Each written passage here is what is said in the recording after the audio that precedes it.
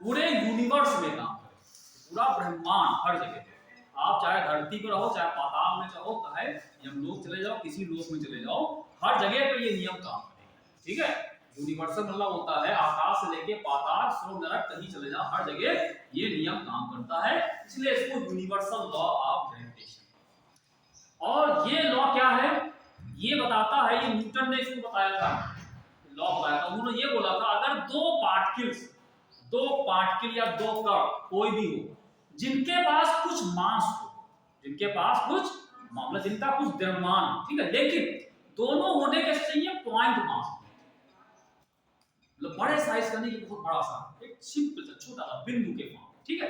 तो ये मतलब जैसे आपसे कहें कि एक पॉइंट मास यहाँ पे आ गया m1 और एक यहाँ पे पॉइंट मास आ गया m2, ये इतने हैं, वो बिंदु के फॉर्म में है। मतलब बिंदु फॉर्म मतलब हुआ कि इनकी कोई डायमेंशन मतलब एक्सटेंशन इसका ना हो, इनका कोई एक्सटेंशन ना हो, ठीक है, इनका कोई एक्सटेंशन ना हो तब ये काम करेगा।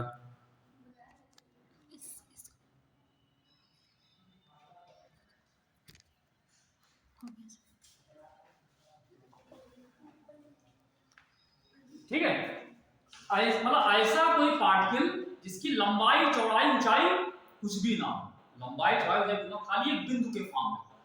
तो अगर एक पार्टिकल ये m1 है और एक पार्टिकल m2 है, तो ये कहते हैं कि यूनिवर्स में कोई भी अगर पार्टिकल है जिसमें कोई मास होगा, तो दोनों जो पार्टिकल होते हैं एक दूसरे पे कुछ बल लगाते हैं, फोर्स लगाते हैं। कोई भी दो पार्टिकल जिनके पास मास है वो एक दूसरे पे फोर्स लगाते हैं। ये उल्टा तो नहीं है, तुम उसमें मत देखो, इधर देखो, उसमें देखो।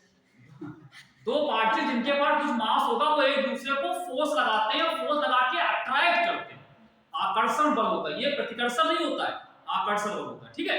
और वो क्या होता है कि दोनों के बीच में लगने वाला जो फोर्स होता है, कहते हैं ये जो होता है दोनों के पार्टिकल के मासेस के द्रव्यमान के प्रोडक्ट के प्रोपोर्शनल होगा, m1 m2, मतलब दोनों का मास का प्रोडक्ट ज्यादा होगा तो ज्यादा फोर्स लगेगा, कम होगा तो कम हो जाएगा। और साथ में इनके बीच की जो डिस्टेंस है, ये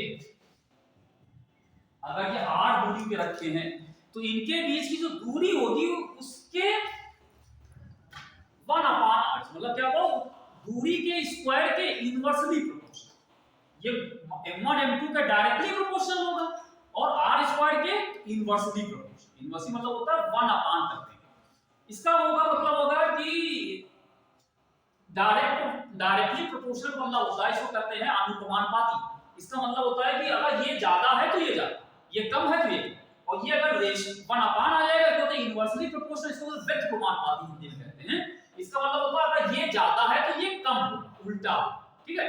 तो अब इन दोनों को हम एक साथ मिला देते हैं तो कहते हैं ये फॉर्मूला आ जाएगा m1 m2/r, ठीक है। यानी दो पार्टिकल जो हैं उनके बीच में लगने वाला फोर्स ऑफ अट्रैक्शन जो होता है वो m1 m2/r² के बराबर होता है, प्रोपोर्शनल है। और जब इसको इक्वल करेंगे तो यहाँ पे एक कांस्टेंट से मल्टीप्लाई होता है, इसको कहते हैं, क्या कहते हैं इसको, g जो है एक कांस्टेंट है और ये कहलाता है universal constant, universal gravitational constant. g यहाँ पे लिखा गया है, ये g जो है इसको कहते हैं यूनिवर्सल ग्रेविटेशनल कांस्टेंट। यूनिवर्सल क्यों लिखा है, क्योंकि इसका मान फिक्स है, ये कहीं नहीं बदलेगा, चाहे यहां से कहीं आप चले जाओ, यूनिवर्सल हर जगह ये सेम होता है, ठीक है। और इसकी वैल्यू होती है 6.67 × 10⁻11, ठीक है, ये इसकी वैल्यू आती है। यूनिट क्या आ जाएगी, इसकी यूनिट हो जाएगी, देखिए यहां से newton metre square upon KG square, यहां से निकालो, ये हो जाएगा newton metre square upon KG square, ठीक है। ये दोनों के बीच में लगने वाला फोर्स है और ये अट्रैक्शन का फोर्स होगा, कि मैंने मतलब होगा ये पार्टिकल जो होगा वो इसको अट्रैक्ट कर रहा होगा, ये इतने फोर्स से अट्रैक्ट कर रहा होगा, और ये वाला भी इसको अट्रैक्ट कर रहा होगा, तो ये इसको खींच रहा है और ये इसको खींच रहा है, रिपल्सन नहीं है, अट्रैक्शन, ठीक है।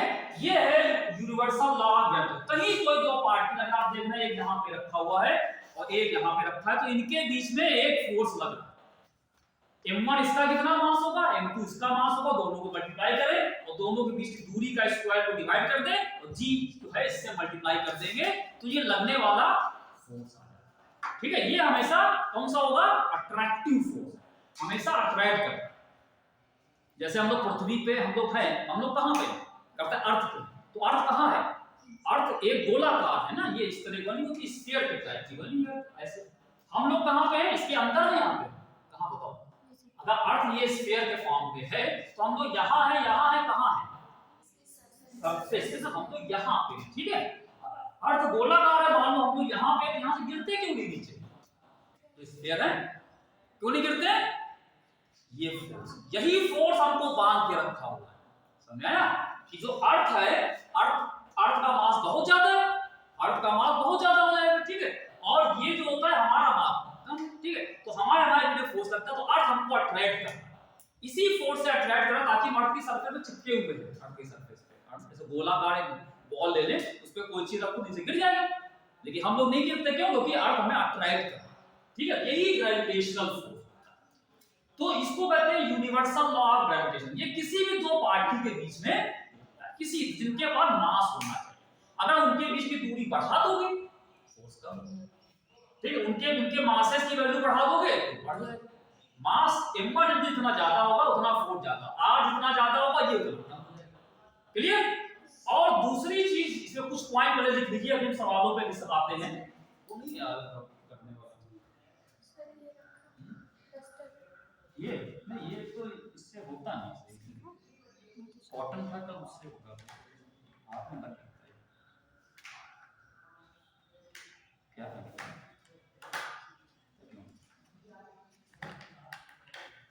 हाँ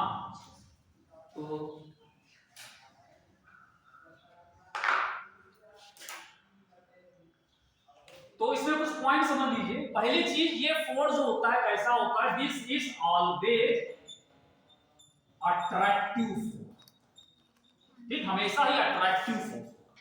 अच्छा, ऐसा ही फोर्स एक आपने और सुना होगा, चार्ज पार्टिकल को, अगर एक पार्टिकल पे चार्ज q1 है, एक पे q2 हो, उसके बीच में q1 q2 अपॉन r² आता है, ठीक है, कूलम्स का नियम जहां लगता है, लेकिन वहां पे जो फोर्स होता है वो अट्रैक्टिव और रिपल्सिव दोनों होता है, क्योंकि अगर सेम साइन के चार्ज है, एक प्लस प्लस है या माइनस, तो वो दोनों में क्या होगा, रिपल्सन होता है, और एक प्लस है माइनस है तो अट्रैक्शन, लेकिन ये क्या है, ये हमेशा, ठीक, पहली चीज समझे, ये पहला पॉइंट, ये हमेशा अट्रैक्टिव होगा कि ये इसको अट्रैक्ट कर रहा है, ये इसको, दोनों एक दूसरे से बंधे हुए। अच्छा, दूसरा पॉइंट, ये जो फोर्स होता है, क्योंकि आप जानते हैं फोर्स है तो फोर्स की डायरेक्शन होगी, दिशा होगी, तो इसकी दिशा क्या होती है, ये हमेशा ही दोनों पार्टिकल को आप मिला दीजिए, ये जो लाइन होती है इस दिशा में, ये लाइन खींच दिया, तो ये अगर इसको अट्रैक्ट कर रहा हो, ये लाइन है, इसी लाइन की दिशा में खींचेगा, ऐसा नहीं कि ऊपर हो, ऐसा नहीं, ये वाला इसको खींच रहा होगा तो ये इधर आ जाएगा, इसका मतलब क्या हुआ, ये जो इसकी दिशा क्या होती है, this is always along the line joining the two particles, दोनों पार्टिकल को मिलाने वाली लाइन की दिशा में, ठीक है, क्या होता है ये, along line joining the two, दोनों पार्टिकल को मिलाने वाली लाइन की दिशा में होता है, इसीलिए इसको एक अलग से नाम कहते हैं, ये सेंट्रल फोर्स, इसका एक अलग से नाम है, इसको सेंट्रल फोर्स भी कहते हैं, इसको हिंदी में केंद्रीय बल कहते हैं, सेंट्रल फोर्स वही होते हैं जो हमेशा दोनों पार्टिकल को मिलाने वाली लाइन की दिशा में होते हैं, उनको हम सेंट्रल फोर्स कहते हैं, ठीक है, ये देखा केंद्रीय बल है, सेंट्रल, क्लियर। अच्छा, तो अट्रैक्टिव होता है along the line by two particles, और दूसरी चीज, ये तीसरा पॉइंट इसमें है, ये जो फोर्स होता है दोनों के बीच में जो मीडियम है उस पर डिपेंड नहीं करता, मतलब दो पार्टिकल ले लें, इनको चाहे हवा में रखो, चाहे पानी में रखो, चाहे किसी चीज में रखो, हमेशा फोर्स बराबर हो, तो क्या हवा में रखा है ज्यादा होना चाहिए, अगर इनके बीच में कोई पानी भर दे, पानी में रख दे तो कम हो जाएगा, ऐसा नहीं, सेम, लेकिन जो कूलम्स फोर्स होता है वो मीडियम पे डिपेंड करता है, वो मीडियम डिपेंड करता है, कूलम ये क्या है, इंडिपेंडेंट ऑफ मीडियम, कोई भी माध्यम हो, ठीक है, दो पार्टिकल को चाहे हवा में रख दीजिए, चाहे आप पानी के अंदर उसको डुबो दो, चाहे दूध के अंदर डाल दो, चाहे आप सब्जी बना दी उसमें डाल दीजिए, ठीक है, चाहे कोई भी आपको खाने पीने की चीज पसंद हो उसमें दोनों पार्टिकल डाल दोगे तो फोर्स में कोई फर्क नहीं पड़ेगा, वो वैसे ही रहेगा, आप उसको बाद में खा लीजिए, कोई फर्क नहीं, ठीक है। तो ये जो होता है ये क्या होगा, इंडिपेंडेंट ऑफ मीडियम, किसी भी माध्यम पे डिपेंड नहीं करेगा, कोई माध्यम रखा जाएगा ये इसके इंडिपेंडेंट, क्लियर। अच्छा अब देखिए ये हो गया। अब जैसे आपसे कहें कि एक पार्टिकल यहां पे रखा था ये, और इसका मास है m, या हम इसको कहते हैं m नहीं, हम इसको कुछ और कह देते हैं अलग करने के लिए, इसका मास है कैपिटल, ठीक। और यहां पे एक पार्टिकल हमने रख दिया, ये हो गया m1, और एक पार्टिकल यहां रख दिया m2, एक रख दिया यहां पे m, जैसे और होंगे कई पार्टिकल। तो अगर आपसे कहें कि इस पार्टिकल पे कितना फोर्स लगेगा, तब क्या करेंगे, तब देखो क्या होगा, ये भी फोर्स लगाएगा, ये भी लगाएगा, ये भी लगाएगा, सारे पार्टिकल फोर्स लगाएंगे। तो अगर आपसे कहें कि पहले बार तो ये दोनों नहीं थे, खाली ये था, तो ये इसको फोर्स कितना लगाएगा, ये इसको हमने क्या लिखा, always along the line joining the particle. अगर इन दोनों को देखें तो इन दोनों पार्टिकल को मिला दीजिए, इनको मिलाने लाइन ये है, ये जो इसको फोर्स लगाएगा इस दिशा में लगाएगा, यानी कि ये F1 इधर लगा रहा होगा। अगर ये इस पे फोर्स लगाएगा, किधर लगाएगा, दोनों को मिलाने वाली जो लाइन है उस दिशा में तो लगाएगा, इधर लगाएगा। फिर अगर मान लो ये नहीं, ये वाला लगा हुआ, तब क्या करेगा, ये क्या करेगा, इसको मिला, इसको मिलाया, तो इसको मिलाया तो ये क्या होगा, ये F2, ये इसको खींचेगा, वो इधर फोर्स लगा खींचेगा, है ना। इसी तरीके से अगर ये वाला होगा तो क्या करेगा, ये इसको F3 इधर खींचेगा, ठीक। ऐसे और होंगे सब, जो होंगे दोनों जो भी पार्टिकल होगा उनको मिला दो, वो उसकी दिशा में फोर्स लगा। तो अब इस पे एक फोर्स इधर लग रहा है F1, एक F2 इस पे, तो टोटल फोर्स कितना आ जाएगा, इन सबका सम नहीं, वेक्टर सम, क्योंकि ये वेक्टर है, सीधे ऐसे ना लिखना कि आप 2 3 4 2 3 4 को ऐड कर दिया, वेक्टर जैसे ऐड करते हैं, वेक्टर ऐड करना बताया था ना, वेक्टर एडिशन सब करा चुके हैं, तो उस तरीके से ऐड किया जाएगा। तो इस पार्टिकल पे m पे जो रिजल्टेंट फोर्स होगा क्या होगा, इन सारे फोर्सेस का वेक्टर सम होता है, इसको कहते हैं सुपरपोजिशन प्रिंसिपल, इसको हम लोग कहते हैं सुपरपोजिशन, सुपरपोजिशन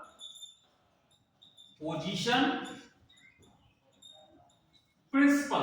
मतलब कई पार्टिकल पे एक पार्टिकल पे कई पार्टिकल वहां पे थे, तो सब अगर फोर्स लगा रहे हैं तो रिजल्टेंट फोर्स होगा इन सबका सुपरपोजिशन, मतलब सबका वेक्टर सम, ठीक है। तो ये क्या कहलाएगा, इन सबका वेक्टर सम, यानी टोटल जो फोर्स बराबर होगा इसको F बराबर कहेंगे F1 F2 F3 and so on, सबका vector sum F1 F2 F3 F3, ठीक है। तो ये हम लोगों ने समझा किसी पार्टिकल पे कैसे फोर्स निकाला जाएगा, ये हम लोगों ने क्लियर किया थोड़ी चीजें। अब इसमें कोई डाउट किसी को, यूनिट तो फोर्स की न्यूटन ही होती है, वही हो जाएगी, ठीक है। तो ये है, अब इस पे हम एक दो सवाल पहले समझते हैं, फिर हम इसके आगे की चीज पे ध्यान देते हैं, ठीक है। ये पॉइंट ध्यान रखिएगा, हमेशा अट्रैक्टिव है, और हमेशा दोनों पॉइंट को जो मिलाओगे उसकी दिशा में लगेगा, और मीडियम पे डिपेंड नहीं करेगा, हवा पानी कहीं रखो सेम रहेगा। और अगर एक पार्टिकल पे यहाँ पे आसपास कई पार्टिकल रखे हो तो रिजल्टेंट फोर्स क्या होगा, इन सारे फोर्सेस का वेक्टर सम होगा, अलजेब्राइक सम नहीं, वेक्टर सम, वेक्टर बनाएंगे उससे लिखा। जैसे अब एक वेक्टर इधर है, एक वेक्टर है, इसका जो वेक्टर आएगा वो निकलेगा, अभी सवाल से समझते हैं, ठीक है। तो मतलब एक इधर इसका जो रिजल्टेंट आएगा, या इसका तरीका ये भी होता है, अगर कई वेक्टर्स हैं उसको सम निकालना है तो सबके कंपोनेंट निकालो, सबको एक x कंपोनेंट y कंपोनेंट निकाल लो, x वाले अलग जोड़ लो, y वाले अलग जोड़ लो, उससे भी x y बनेंगे दो परपेंडिकुलर, उसका रिजल्टेंट होगा under x square plus y square perpendicular. ये करा चुके, और उसकी डायरेक्शन क्या होती है, tan थीटा बराबर y अपॉन x, उस तरीके से हम निकालते हैं। तो अभी एक सवाल हम पहले करते हैं, फिर हम इस पे आगे आते हैं।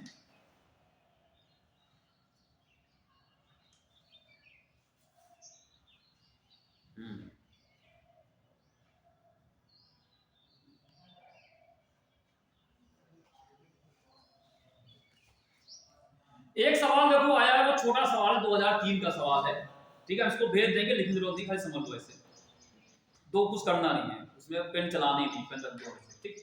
To spheres of mass small m and capital M, to spheres of mass small m and capital, समझ लीजिए, टू दो स्फीयर्स हैं जिनका मास एक का स्मॉल है दूसरे का कैपिटल है, आर सिचुएटेड इन एयर।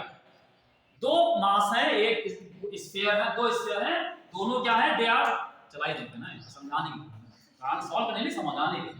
एक स्मॉल एम का स्फीयर है और एक स्फीयर ये हो गया, और एक स्फीयर ये एक स्मॉल एम का एक स्फीयर का है, they are situated in the air, हवा में ही रखे हुए हैं, ठीक। फिर कह रहे हैं and the gravitational force between them is F, इन दोनों के बीच में जो लगने वाला फोर्स है वो कितना है, एफ है भाई, ये वाला फोर्स है।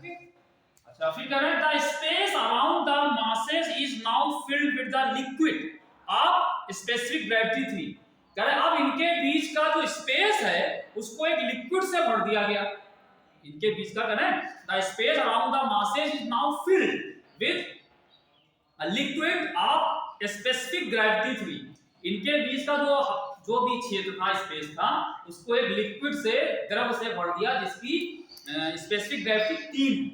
तो कह रहे हैं the gravitational force will now be, अब क्या हो जाएगा, अब जो ग्रेविटेशनल फोर्स है कितना हो जाएगा, आंसर है 3f होगा कि f होगा कि f/3 f/9, क्या होगा, वही रहेगा। तो क्या होता है, हवा में रखो चाहे पानी में रखो कहीं ले जाओ वही रहेगा, पहले हवा में था तो f था, अब इसी जगह पार्टिकल वही जगह रखे, खाली इसके बीच में एक लिक्विड भर दिया तो फोर्स वही रहेगा ना, मीडियम कुछ नहीं होता, इसका मतलब f ही रहेगा, f आ जाएगा। क्लियर, सिंपल सवाल, ठीक। अगला आते हैं। अच्छा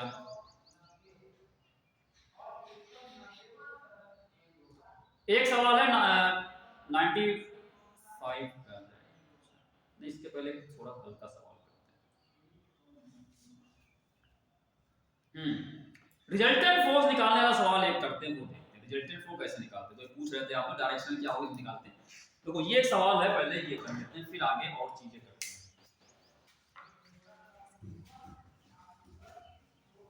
ये फॉर्मूला आपने लिख लिया है, याद होना चाहिए।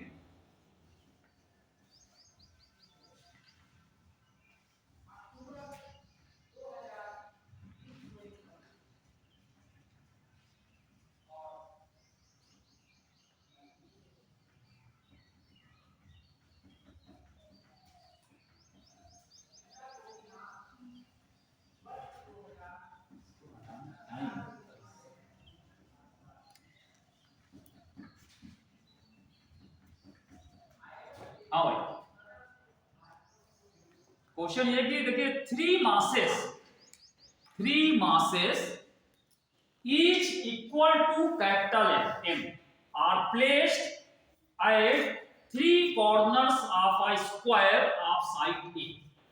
तीन मासेस हैं और यहाँ पे कल सब कहाँ गायब हो गए, बारिश तो आज भी हो रही।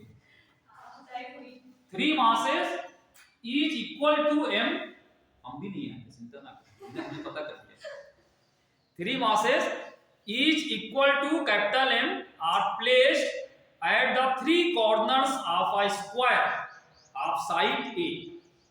एक स्क्वायर है और उस स्क्वायर के तीन कॉर्नर्स में, तीन कॉर्नर, 1 2 3, कोई तीन ले लीजिए, ठीक है। उन कॉर्नर पे ये तीन मासेस हैं, यहाँ पे एक रखा है कैपिटल एम, एक यहाँ पे कैपिटल एम रखा है, एक कैपिटल एम यहाँ, कोई तीन ले लीजिए, ठीक है।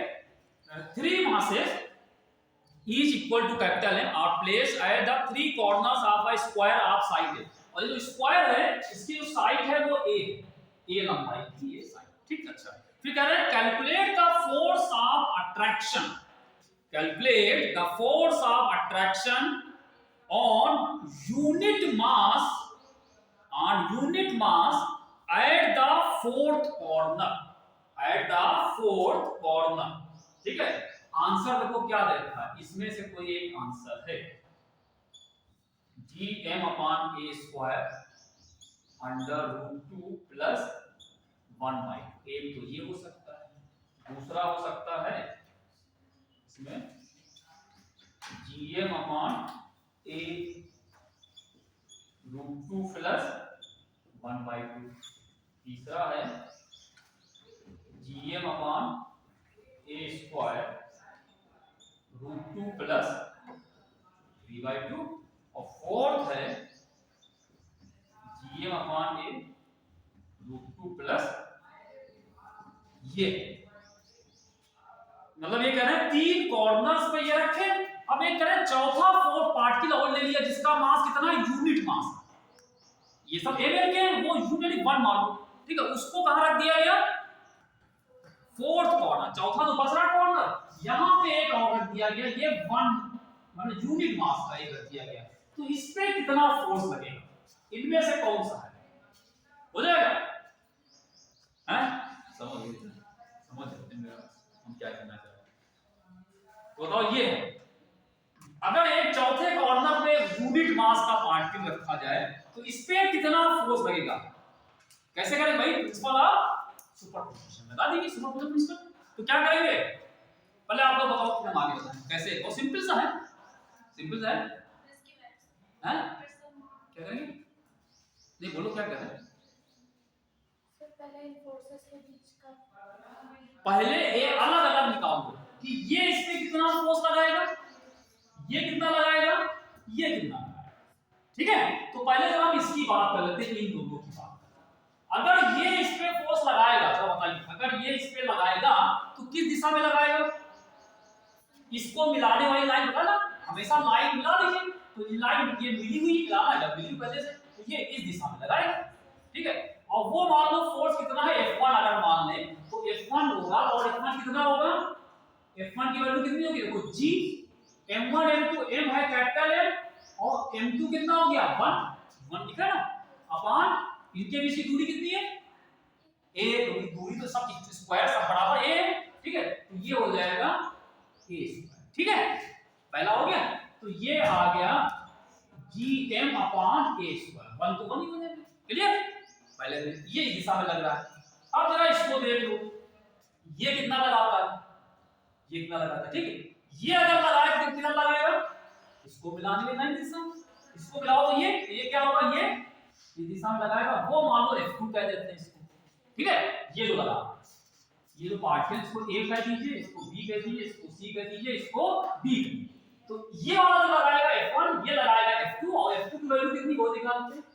F2 कितना होगा GM, ये भी यही होगा, ठीक है, GM अपान, ये दोनों बराबर हैं, दोनों बराबर हैं, क्लियर। अब इसको आसान करने के लिए कोई दोनों बराबर हैं, चलो इसको कह देते हैं F और ये भी F, ठीक। नाम हमने इतना बड़ा नहीं लिखना, बार-बार GM upon A square, GM अपान बार-बार लिखोगे, हमने इसको F, ठीक। अच्छा, अब जरा इसकी बात करो, ये बच गए, ये भी लगाएगा, ये किधर लगाएगा, इसकी दिशा क्या होगी, दोनों मिलाइए, इस जो क्यूब है इसका डायगोनल मिला दीजिए, ये विकर्ण इसे कहते हैं, ठीक है। कर्ण, महाभारत में कर्ण था, विकर्ण इससे बड़ा है विकर्ण, ठीक है। तो ये कर्ण से बड़े हैं विकर्ण, तो ये डायगोनल की दिशा में लगेगा, और ये जो फोर्स है इसको हम लोग F3 कहते हैं, F3 होगा। और इसकी वैल्यू कितनी होगी, F3 कितना होगा, G, इसका मास है, इसका मास है, दोनों के बीच की दूरी अब बताओ कितनी है।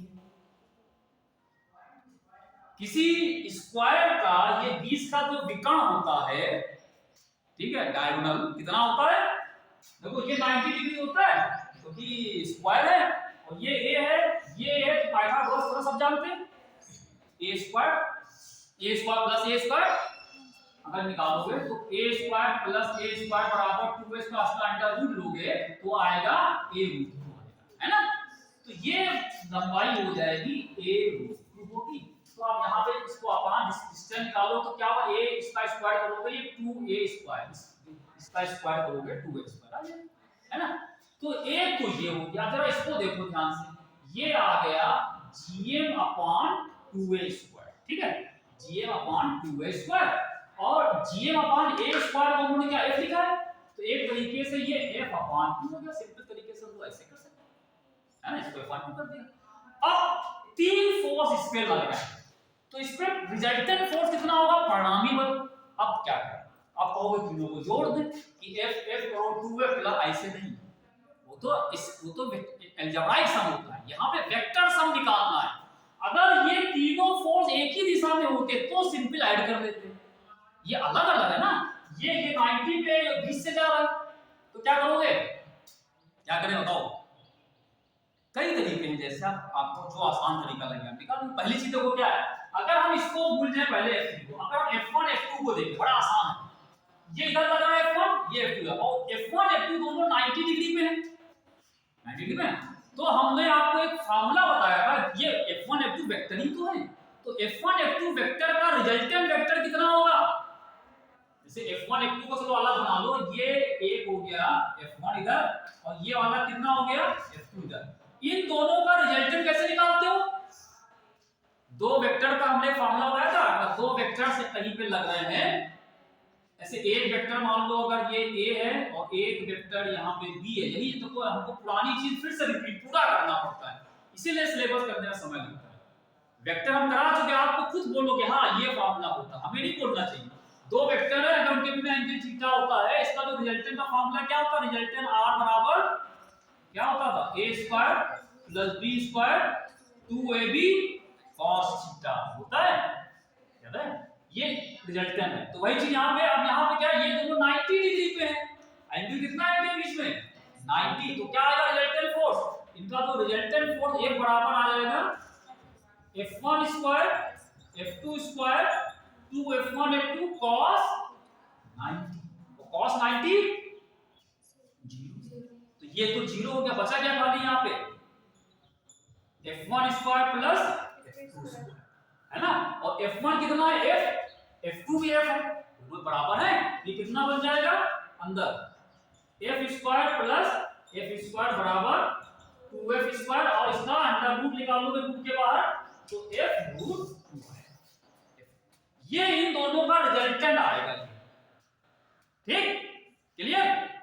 और शायद आपको पता हो कि जो रिजल्ट, जब दोनों 90 डिग्री पे दो फोर्स लगे और जब बराबर दोनों होते हैं, दोनों बराबर है, तो इसका जो रिजल्टेंट होता है वो इसके 20 से जाता है, यानी कि 45 एंगल यहाँ 45 पे ही जाता है, ये 45 आप निकाल लो फार्मूले से, जो रिजल्टेंट निकलेगा उसका इससे कितना एंगल बन रहा है, तो इसका फार्मूला हमने बताया था उसका डायरेक्शन निकालने के लिए, कि अगर मान लो ये एंगल अल्फा पे है, तो इसका फार्मूला क्या बताया था हम लोगों ने, tan अल्फा बराबर क्या था फार्मूला बताओ, हम भी भूल गए क्या होता है फार्मूला, अगर इससे निकालना है तो क्या होगा b cos alpha cos theta upon a + b sin theta, ये फार्मूला आता था, ठीक है, ये इस तरीके से यहां निकलेगा, ठीक है, सर ऊपर sin होता है, ऊपर sin होता है, नीचे cos होता है, ऊपर sin नीचे cos, ठीक, तो ये b sin theta upon a + b cos theta,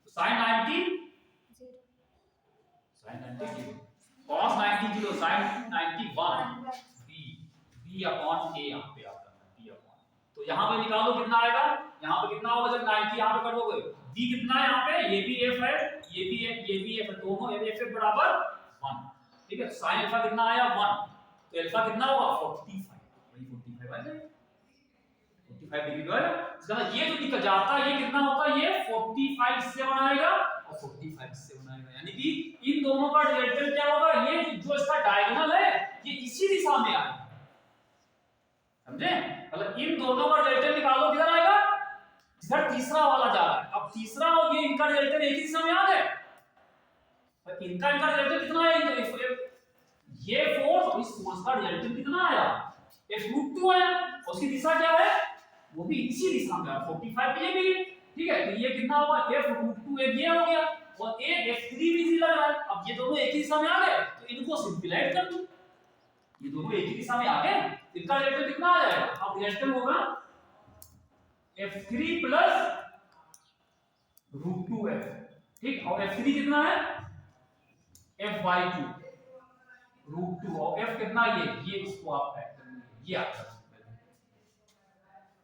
समझे, हमने क्या किया पहले इन दोनों का रिजल्टेंट निकाला, क्योंकि हमको पता है 90 वाले हैं, इसमें कुछ ना कुछ ऐसी चीज निकलेगी तो आसान हो जाएगी कर देगी, तो हमने पहले इनका रिजल्टेंट निकाला, इनका रिजल्टेंट आया F√2, और दिशा की क्या आ गई, क्योंकि दिशा का अगर मान लो इसका जो रिजल्टेंट जो जाएगा F√2 का इधर जा रहा है, अगर वो इससे एंगल अल्फा बना रहा है, तो ये अल्फा का फार्मूला ये हमको बताया था, तो ये अच्छे से लिख देते हैं यहाँ पे, tan अल्फा बराबर यहाँ पे आएगा tan अल्फा बराबर F sin theta upon F + F cos theta, ठीक है, मतलब इसका जो एंगल इससे बनेगा ये निकाला तो f यहाँ पे sin थीटा अपॉन ये करके निकालना चाहिए, इसका b अपॉन ये। ठीक, ये फॉर्मूला हमने कराया, आप देख लीजिए वेक्टर में हमने कराया था। ठीक है, तो यहाँ पे sin 90 हो गया 1 f, और यहाँ पे ये cos 90 0 तो बचा f अपॉन f खाली 1। तो थीटा कितना होगा, tan में 45, tan 45 का 1 होता है, ये एंगल अल्फा जो आएगा ये 45 पे आएगा, और 45 होता वही डायगोनल की दिशा की होती है। ठीक है, इसका मतलब जो रिजल्टेंट जो आ रहा है f2 वो इसी दिशा में आ रहा है, जिस दिशा में f3 है। अब ये f3 और f2 एक ही दिशा में आ रहा है, तो इनको सिंपल ऐड कर दो, रिजल्टेंट क्या आ जाएगा इन दोनों का, f3 प्लस f3 और f2 को आप सीधे सीधे ऐड कर दोगे, f2 ये ऐड। ठीक है, अब इसको ऐड कर दो। अब f3 की वैल्यू कितनी है, f3 कितना देखो, f3 बराबर और ये यहाँ पे f आ गया। ठीक, अब यहाँ पे आप f की वैल्यू, फिर आपको f की वैल्यू कितनी है, gm अपॉन a स्क्वायर, अंदर क्या आएगा √2 प्लस 1, gm अपॉन a पर √2 प्लस, ठीक है, ऐसे निकाल। ये तो हमने एक तरीका बताया, आप जो आसान लगे उससे कर लीजिए। ठीक है, आप अलग कर लो, आप चाहो तो कि इन सारे वेक्टर्स को x और y दिशा में निकाल लीजिए। अगर x निकालोगे तो ये वाला x में आ गया, ये y के पहले से था, अब इसको भी x y में कर लो, एक x component y component, x वाले अलग y वाले अलग, उन सब कर लीजिए, तब भी ऐसे आ जाए, तब भी ऐसे ही आए। ठीक है, कोई कंफ्यूजन इसमें बताओ, अभी हम लोग लास्ट वाला लाइन समझ लिया क्या, ये कैसे निकाला है? देखो भाई, पहले हमने ये किया था, इन दो, मान लो कि पहले यहाँ पे ये वाला फोर्स नहीं लगा, कौन सा, ये नहीं लगा, ये नहीं, ये दो लग रहे। अगर ये दो लग रहे थे तो इनका जो हमने रिजल्टेंट निकाला वो किस दिशा में आ रहा है, वो इससे 45 में बन रहा है। जब 45 बनाओगे तो वो 45 पे यही लाइन होती है, 45 ही होता है। ठीक है, और ये इसका रिजल्टेंट कितना आ रहा है, f2 वो इस दिशा में आ रहा है, इनका इनका। अब इसको लगा दिया, अब ये इसकी तरफ फोर्स लगाएगा, वो भी इस पे इधर ही लगाएगा, इसका फोर्स जो लग रहा है और उनका जो रिजल्टेंट है वो दोनों एक ही दिशा में आ गए, तो उनको तो ऐड कर सकते हो, वो एक ही दिशा में नहीं। क्या कंफ्यूजन, अरे भैया जब दो वेक्टर, अभी बोला दो वेक्टर अगर एक ही दिशा में होते हैं तो उनको सीधे सीधे ऐड कर लेते हो, 2 + 3 है तो 1 2 है 3 है 2 3 5, और अगर अलग अलग है तब फिर वेक्टर वाला तरीका निकालना है, पाइथागोरस आएगा जो भी लगाओगे।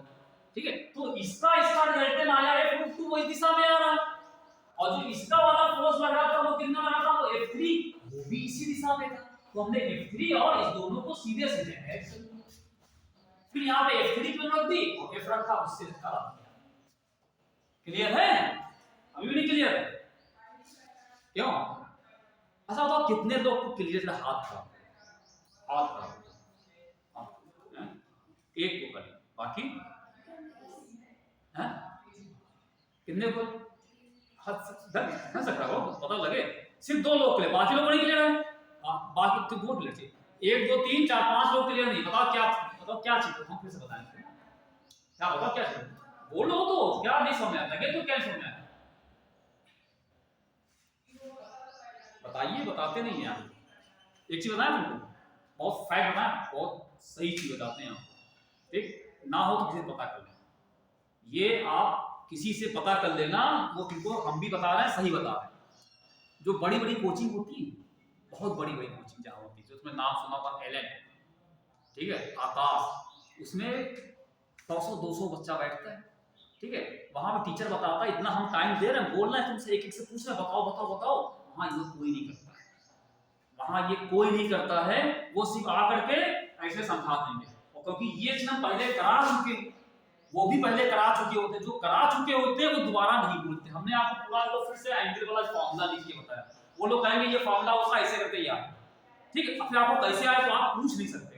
100 बच्चे बैठे होंगे, 100 में आपकी हिम्मत नहीं होगी कि हम अलग से पूछे हाथ खड़ा, आप खड़ा हिलाने की हिम्मत नहीं होती, हिलाने की, हम तो कहते हैं बड़ा सा हाथ खड़ा हुआ, ऐसे कहते हैं, ठीक है, तो एक एक करके हम आपसे पूछ रहे हैं, तो आप कंपेयर कर लो, वहां कोचिंग तो आप देखो ना, कोटा अभी एक न्यूज़ आई, सुसाइड किया बच्चे कोटा में, वो क्यों हो रहा है, वो इसी वजह से, रीजन इसका यही है कि घर से चले आते हैं वहाँ पढ़ने के लिए, भाई घर के उनका पैसा बहुत है, वो तो कोई प्रॉब्लम, जिनके पैसा कहीं से अरेंज करके जाते हैं वो कैसे करेंगे, वो फिर वहाँ पे फ्रस्ट्रेशन होता है कि हम पूछ नहीं पा रहे, हिम्मत नहीं, कैसे पूछें। तो ये आपको मौका मिलना पूछने का, लेकिन थोड़ा मेहनत उठ के आना तो पड़ेगा। हम खुद कह रहे हैं बताओ क्या है, तो ये कहोगे ना कि हम बड़ी कोचिंग में जाएंगे वहां सारा समझ में आ जाएगा, कुछ नहीं आएगा। अगर आप यही सोच लेके जाओगे, अगर घर पे अपना दिमाग नहीं लगाओ, घर पे प्रैक्टिस नहीं करो, तो वहां तो फ्रस्ट्रेशन होगा, पता तुम क्या कर लो वहां जाकर, अगर फीस दे के जाओ। ये फैक्ट है, ना हो तो किसी से पता कर लेना। अभी हमारे कॉलेज में आइलैंड के वहां डायरेक्टर वो आया था, वो हम लोग को पढ़ाया हुआ स्टूडेंट आइलैंड में फिजिक्स का। हमने नहीं पढ़ाया था, हम जिस साल गए थे उस साल वो 3rd ईयर में शायद था, 1 साल पहले। तो हमारे दूसरे टीचर लोग जो साथ के हैं उन्होंने पढ़ाया, वो इस समय आइलैंड में डायरेक्टर वहाँ फिजिक्स देखते, वो सब आए थे, वो सब ये सब बता के तो पता ही है हम लोग को सब चीज़। तो ये फैक्ट है वहाँ पे। अगर आप मीडियोकर हैं, सिंपल टाइप के, तो आपका कोई फोकस नहीं। जो अच्छे बच्चे होते हैं उन पे ध्यान देते हैं, वो लोग बढ़िया वाले, वो खुद बढ़िया है, उन पे क्या ध्यान देंगे, वो यही करते हैं। क्योंकि उससे क्या, उससे उनको पता ही सिलेक्शन कर लेगा, और सिलेक्शन हो जाएगा, उससे कोचिंग का उनका नाम होता है, उसका वो नाम छाप देते हैं, इसने हमारी कोचिंग से किया हमारा नाम।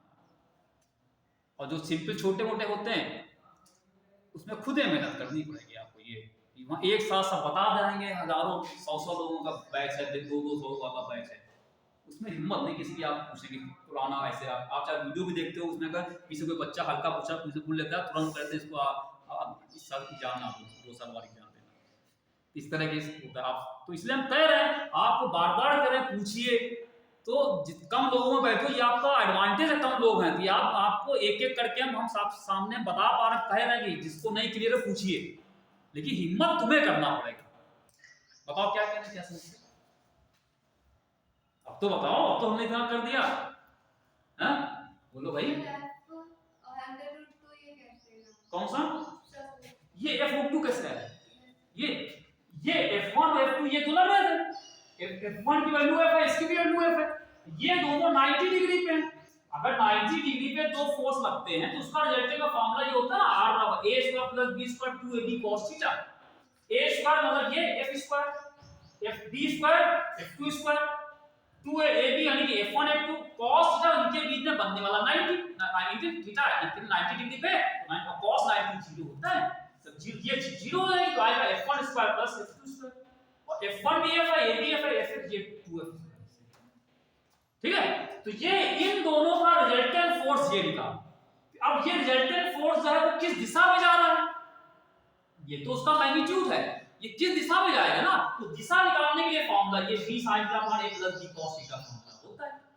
b अगर आप अल्फा एंगल निकाल रहे हो अल्फा इससे, तो इसको a मान लो, इसको b मान लो, तो b यहां ये वाला f b sin θ मान लो, तो b यहां पे a और b दोनों बराबर हैं, f वही इसको हमने यहां लिखा, f को भी sin θ लिखा, b को भी f लिखा, sin θ दोनों की वैल्यू कितना 90, और नीचे वाला f b ये भी f, और f cos θ, फिर cos 0 हो जाएगा, बचा क्या f sin 90 कितना होता है 1, तो f f1, तो sin tan अल्फा 1 का मतलब हो गया अल्फा की वैल्यू 40, इसका मतलब ये जो इससे एंगल बनाएगा ये 45 एंगल, और जब 45 बनाएगा तो ये हमको पता है कि जो स्क्वायर होता है वो डायगोनल 45 पे ही जाता है, तो ये डायगोनल की ही दिशा में आ रहा है। क्लियर? तो इन दोनों का जो रिजल्टेंट है वो डायगोनल की दिशा में आ रहा है। अब आप तीसरा फोर्स लगा दिया, ये वाला जब ये रखा है तो ये किसका फोर्स लगाएगा, ये भी अपनी दिशा लगाएगा, और वो वाला कितना फोर्स था, इसका फोर्स F3 है, तो अब F3 और इसका रिजल्टेंट जो है, इन दोनों का रिजल्टेंट वो दोनों एक ही दिशा में आ रहे हैं। अब जो दोनों एक ही दिशा में, तो दोनों को सीधे सीधे हमने सम कर दिया, F2 में F3 को ऐड कर दिया। जब एक ही दिशा में फोर्स या वेक्टर आते हैं तो उनको सिंपली हम ऐड कर देते हैं, तो इसको ऐड करके ये कर दिया, समझे? अब क्लियर है नहीं? अब कितने लोग क्लियर हुआ? चलो संख्या बढ़ी, ऐसा नहीं जबरदस्ती नहीं बता दिया कि हाँ कहना लोग पढ़ो, तो देखिए सब देख रहे, ठीक है? तो पूछो, जबरदस्ती पूछो, ठीक है?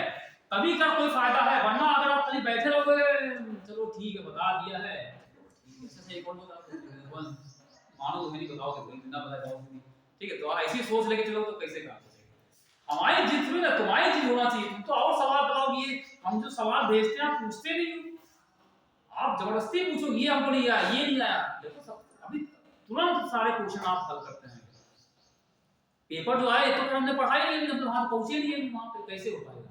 ठीक है, अगर हमने पढ़ाया होता तो उसके सवाल आप कर लेते। एक खाली यूनिट वाला आया, किसी यूनिट पूछी गई थी कितने न्यूटन न्यूटन कुछ ऐसे लिखा था उसने, वो है एक सवाल आया था यूनिट वाला, तो ये ठीक है। तो भाई ये है थोड़ा सा हिम्मत करना। अब इसी वजह से हमको समय लगता है पूरा एक समझाने में, वरना अभी हम जैसे वो कोचिंग में करते हैं तो हम बताते चले ले ले तो हम समझ सारा सिलेबस एक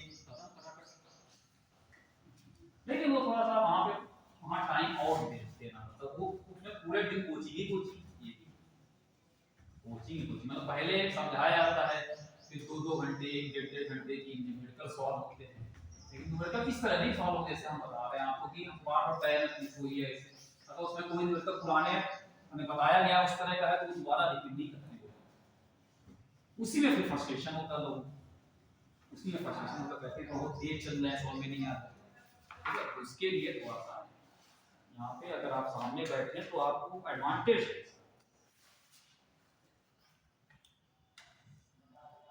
अच्छा एक सवाल देखिए और अच्छा सा है, बहुत सुंदर सा सवाल है, ठीक है, इससे एक नियम भी बन जाएगा।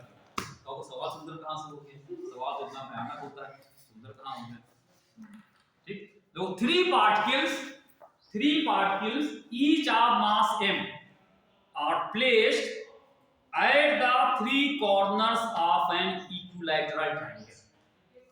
तीन particles हैं, three particles each of mass m are placed at the three corners of an equilateral triangle. equilateral मतलब समबाहु त्रिभुज, ठीक है, इक्विलैटरल ट्रायंगल। फिर आगे है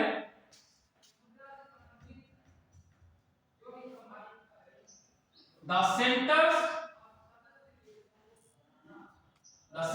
of the triangle is at a distance x from either corner, either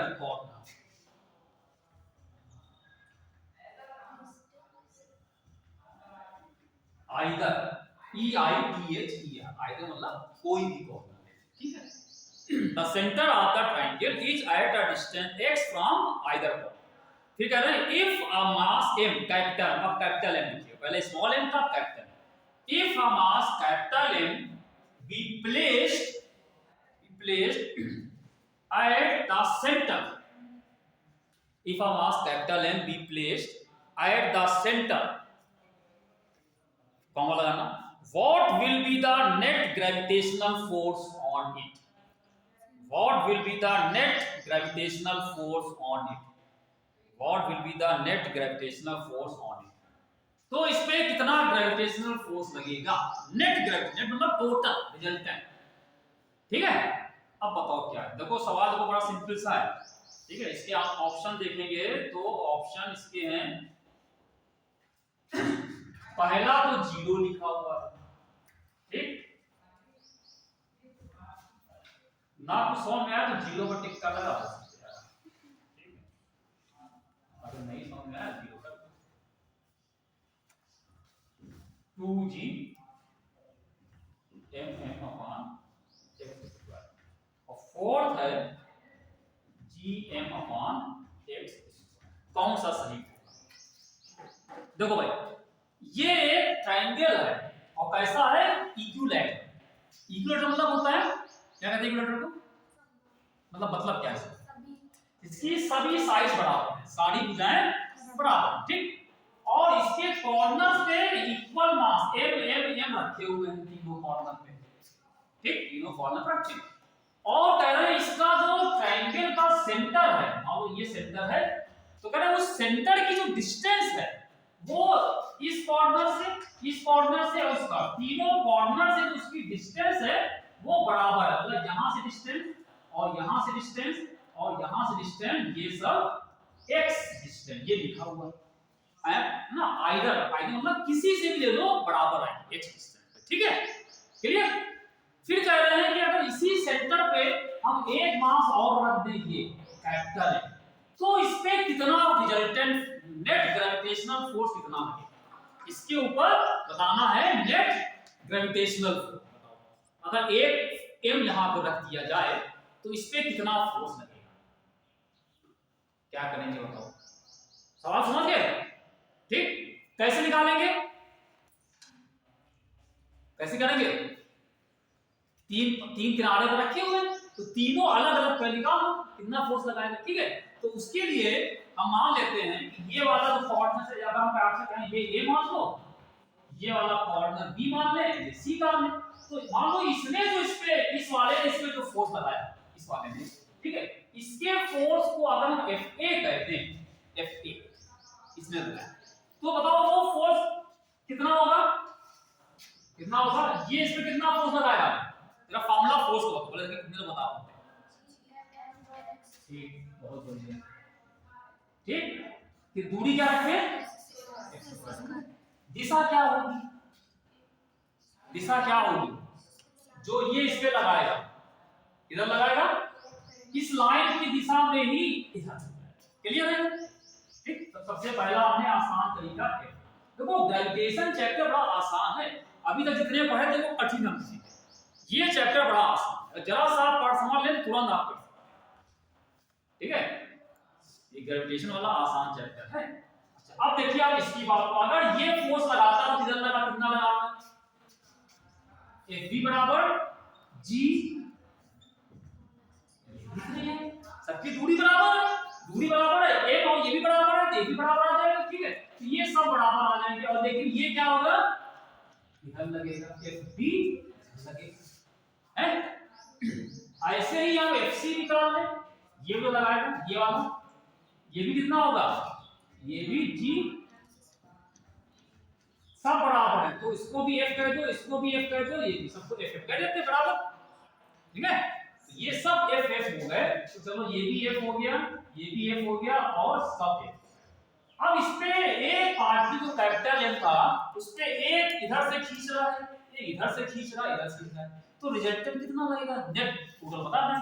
अब total बताने के लिए यहाँ पे 90 बाई के तो है नहीं, 90 नहीं, तो क्या करोगे, क्या करोगे? देखो एक बहुत आसान सा तरीका समझने का, दिमाग कैसे लगाओ, जैसे आप चाहो तो वैसे निकालो, पहले x कंपोनेंट निकाल दो, सबका y कंपोनेंट निकाल दो, देखो होता क्या है, ये जो यहाँ पे सेंटर है, ये एंगल कितना लिया जाए और ये एंगल कितना होगा, ये एंगल कितना, क्योंकि सम क्या कहते हैं इक्विलैटरल ट्रायंगल है, सारी भुजाएं बराबर हैं, तो ये एंगल तीनों बराबर बराबर आएंगे, पहली चीज। ठीक है, तीनों बराबर होंगे। अगर बराबर है तो अगर मान लो ये अल्फा है तो ये भी अल्फा, ये भी अल्फा, तीनों अल्फा है, तो अगर तीनों अल्फा है, तीनों को अगर जोड़ अल्फा प्लस अल्फा कितना आ जाएगा, 3 अल्फा। और ये कितना होना चाहिए, ये पूरा एंगल कितना बनता है घूम करके, 360 बनता है, पूरा सर्किल बनाओ 360 बन गया, ये पूरा पूरा कितना आ गया 360। यहाँ पे अल्फा कितना आ जाएगा 360 बाय 3 120, यानी 120। तो पता लग गया हमको ये एंगल 120 120 के होते हैं। क्लियर? अच्छा, अब जरा इस डायग्राम को थोड़ा सा हम हल्का वैसे बनाते हैं, लेकिन बहुत ज्यादा चीजें इसमें बन गई हैं, थोड़ा सा देखने में ये सही सा दिखाई दे।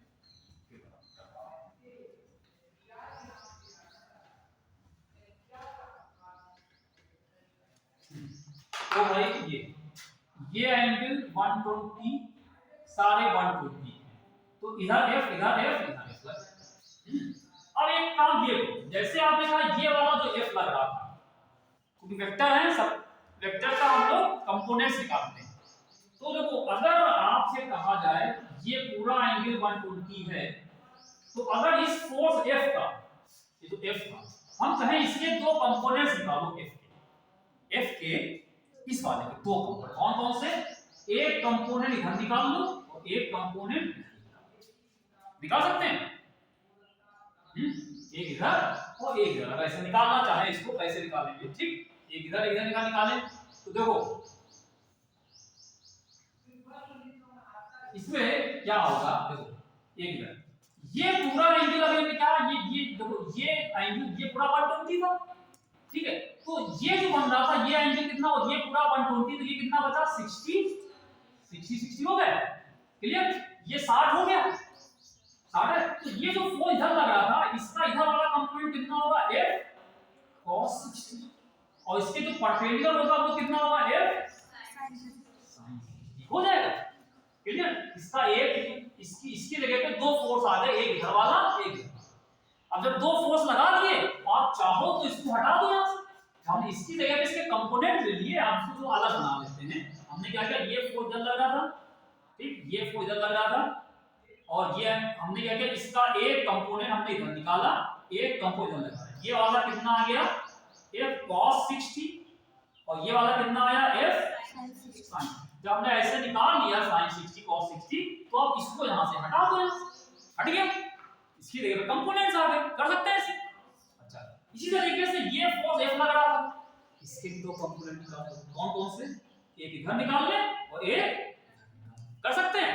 ये एंगल भी कितना है, तो इसका ये वाला कंपोनेंट कितना आ जाएगा F cos 60 और ये वाला हो जाएगा भाई।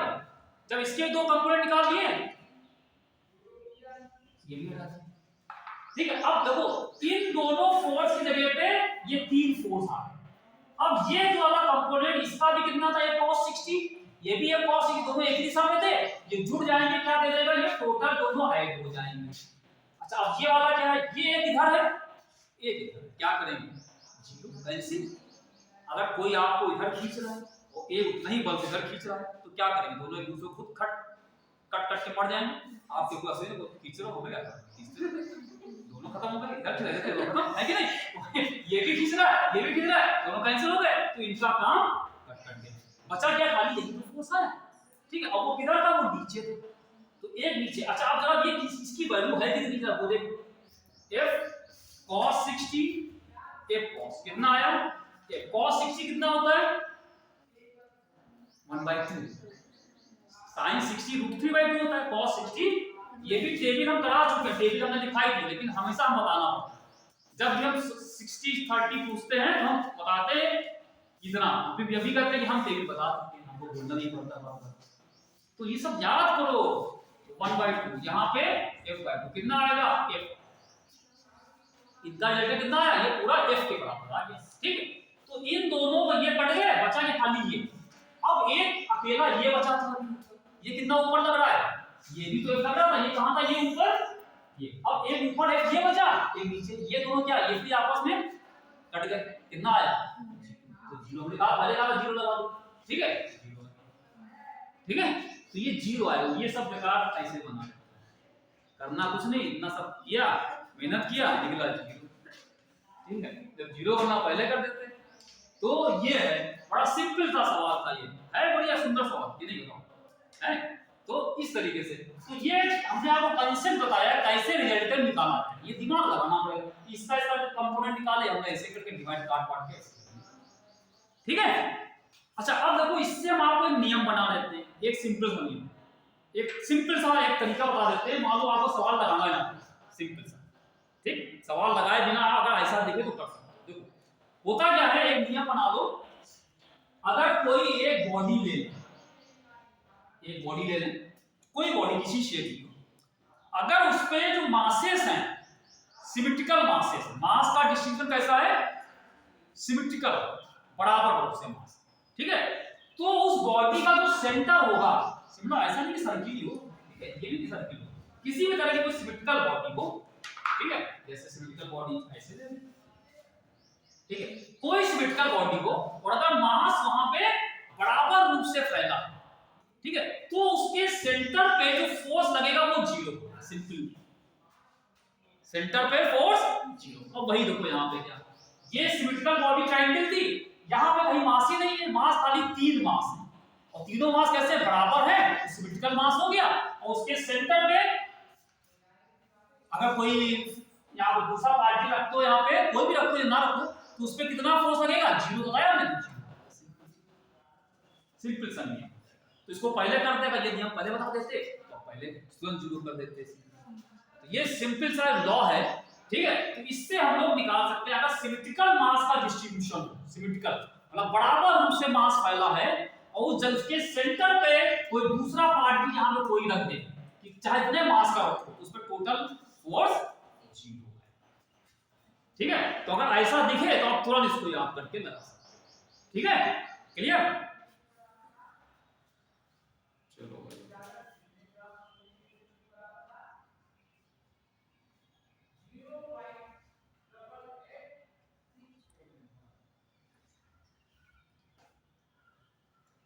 अच्छा एक चीज बताओ, जैसे आपसे कहें एक सवाल है, एक सवाल है कि जैसे अभी हम बनाया था हमने पे, ये एक ट्रायंगल है, ठीक है, ट्रायंगल है, एक यहाँ पे मास, ये एक मास यहाँ पे है, ये सब कैपिटल एम एम मास है, और इसके सेंटर पे एक स्मॉल एम मास रखा है, इस पे कितना फोर्स लगेगा, कितना लगेगा, कितना लगेगा बताओ, है लगेगा, क्यों? क्योंकि ये सब बराबर बराबर है, सिमेट्रिकल हो गए, और उसके सेंटर में पूछ रहे हैं, सेंटर पर कोई भी मास रख दोगे, ठीक, क्लियर? अब अगर चाहो निकाल लोगे तो भी आ जाएगा, निकालो कैसे? ये फोर्स लगाएगा, ये फोर्स इस पे इधर लगाएगा, ये लगाएगा इधर लगाएगा, ये इधर लगाएगा, ये इधर लगाएगा, बराबर देखो, ये दोनों बराबर, ये इससे कैंसिल हो गया, इससे कैंसिल हो गया, ये भी देख सकते हो कि अगर देखो ये इधर लगा दोनों बराबर है, ये आपस में लड़के खत्म हो गए, कट कट, ठीक, ये इधर लगा जीरो कैंसिल कर सकते, ठीक है? तो इस तरीके से भी हम लोग कर सकते हैं, शायद कोई लॉ लिखिए कि देखिए force at the center of symmetrical mass distribution is zero, सीधे सीधे लिखिए, force at the center of resultant force कर सकते हैं, net force और resultant force कर सकते हैं, ये लिख सकते हैं, net force at the center of symmetrical mass distribution is, symmetrical mass distribution के सेंटर पे जो फोर्स होगा नेट फोर्स, रिजल्टेंट फोर्स, वो जीरो होगा, ठीक है?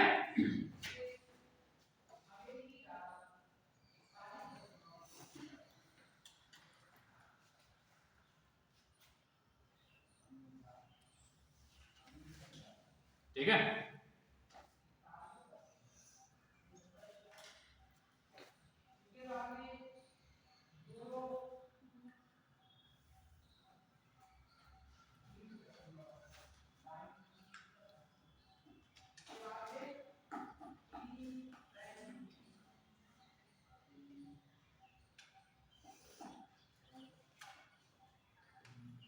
अच्छा अब इसमें देखिए, अगर आपसे कहें कि एक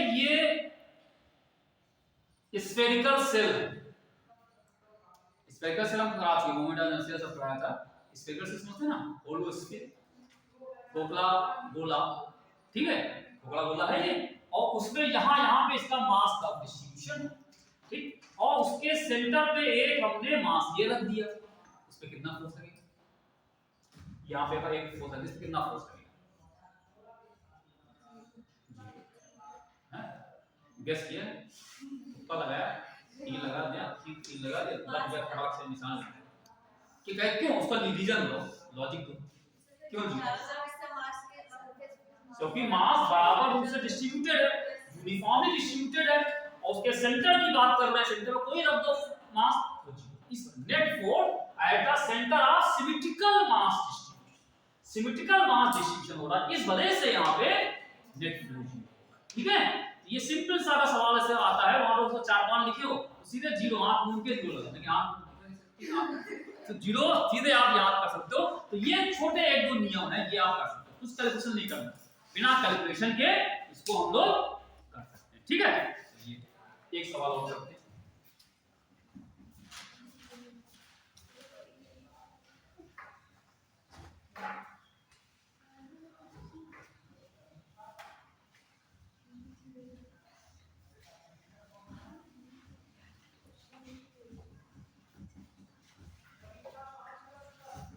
देखिए अभी तक आपने अगर नहीं पढ़ाई की, ग्रेविटेशन से चालू कर दीजिए पढ़ाई, सही है, आसान चैप्टर है, थोड़ा सा मेहनत करेंगे कर लेंगे, ग्रेविटेशन ज्यादा कठिन नहीं है। अच्छा देखो एक सवाल आया है, ये 95 का है, 1995। Two particles of equal mass, two particles of equal mass go around a circle of radius capital. Two particles of equal mass go around a circle of radius r, capital R, under the action of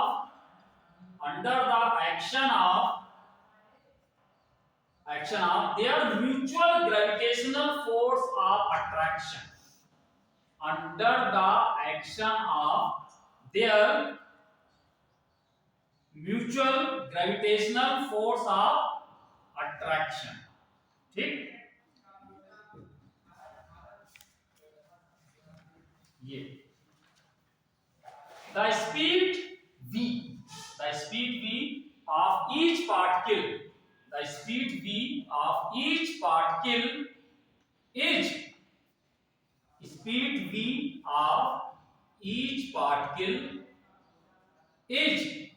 ये कुछ option यहाँ पे लिखे हैं, तो बताना है कौन सा सही है।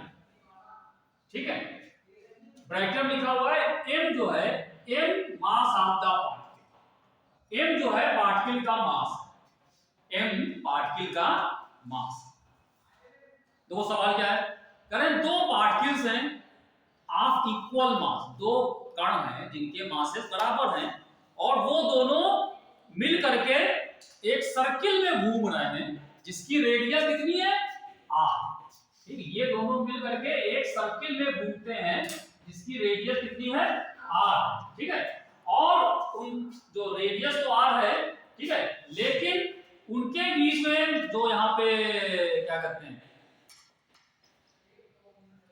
मतलब जो सर्किल घूम रहे हैं, अंडर द एक्शन ऑफ, ये लाइन पढ़िएगा, under the action of their mutual gravitational force of attraction. तो कह रहे हैं speed v of each particle, तो पार्टिकल की स्पीड कितनी हो जाए, ये दोनों जो मिलके एक सर्किल में घूम रहे हैं, दोनों ही सर्किल में घूम रहे हैं, एक पार्टिकल ये है m मास का, एक m मास का ये, और दोनों जो घूम रहे हैं एक साथ, कैसे घूम रहे हैं कि दोनों के एक सर्किल में है। अब बताओ ये कैसा डायग्राम बनेगा, दोनों सर्किल में हैं और दोनों एक साथ घूम रहे हैं, कैसे हो सकता है। और दोनों के बीच में जो फोर्स है, कैसे, कौन सा फोर्स है, under the action of mutual gravitational force of attraction, मतलब इनके बीच में जो ग्रेविटेशनल फोर्स ऑफ अट्रैक्शन लगता है वही फोर्स, मतलब अंडर द एक्शन मतलब वही फोर्स इसको सर्किल में घुमा रहा है। समझे इसका क्या मतलब देखो ये है, जैसे आपसे कहें कि ये पार्टिकल एक सर्किल में घूम रहा है, अभी इसको घुमा दो, मानो एक पार्टिकल, ठीक है, और ये सर्किल में घूम रहा है, तो इसका सर्किल कुछ ऐसे बनेगा और इसकी जो रेडियस ये जो हो गई r हो जाएगी। ठीक, फिर कह रहे हैं ये वाला भी सर्किल में घूम रहा है और इसकी भी रेडियस r है और दोनों एक साथ घूम रहे हैं। तो देखो जब ऐसा होता है, जब दो पार्टिकल एक साथ घूमते हैं, दो पार्टिकल एक साथ होते हैं, ठीक है, तो होता क्या है कि जैसे आप ऐसे इमेजिन करो, जैसे आप ये देखो, मान लो एक बड़ी सी हम रॉड लेते हैं, एक रॉड लेते हैं, इसी को रॉड मान लो, हम इसको मिला के जो बड़ा करते हैं, ये रॉड हो गई, यहाँ पे दो पार्टिकल, एक यहाँ पार्टिकल एक यहाँ पार्टिकल, बांध दिया अंदर रस्सी से, दोनों या दोनों टाइट कर दिया और इसको घुमाओ, ऐसे घुमाओ कि ये सर्किल में घूमे, ऐसे ऐसे ऐसे सर्किल में ये, तो जब सर्किल में घूमेगा ऐसे ऐसे, तो जब ये जो घूम रहा होगा, आप खाली में इसको देखो, इसको ना देखो, तो आप क्या लगेगा, ये ऐसे ऐसे घूम रहा है, इसका सेंटर कहाँ पे होगा, इस वाले का सेंटर इस लाइन के बीच में है ना। फिर अगर आप इसको देखिए, आप इसको देखो नीले वाले, ये घूमेगा, कैसे घूमेगा, इसका सेंटर भी यहीं पे आएगा, दोनों का सेंटर एक ही जगह पे होगा, कॉमन सेंटर है।